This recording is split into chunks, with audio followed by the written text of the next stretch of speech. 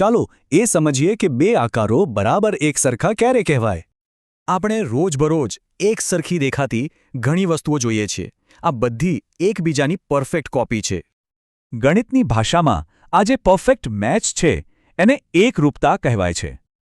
આનો મતલબ એ છે કે એક આકૃતિ બીજી આકૃતિને પૂરી રીતે ઢાંકી દે. ચાલો જોઈએ કેવી રીતે.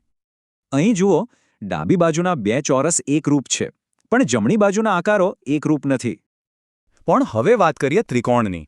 એમાં આ એકરૂપતાનો નિયમ કેવી રીતે લાગુ પડે છે? તો સૌથી પહેલા કોઈ પણ ત્રિકોણના મૂળભૂત ભાગોને ઓળખી લઈએ, જેમ કે આ ત્રિકોણ ABC. કોઈ પણ ત્રિકોણ 3 બાજુઓ અને 3 ખૂણાઓથી બનેલો હોય છે. બસ આ 6 ભાગો જ બધું નક્કી કરે છે.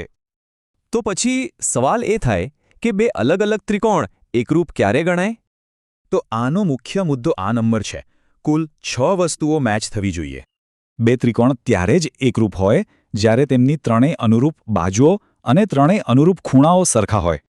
અને આ જ છે ત્રિકોણની એકરૂપતા સાબિત કરવાનો મુખ્ય નિયમ, જેને 6નો નિયમ કહી શકાય. પણ એક મિનિટ, શું દર વખતે આ 6 ભાગોને તપાસવા જરૂરી છે કે પછી કોઈ શોર્ટકટ પણ છે?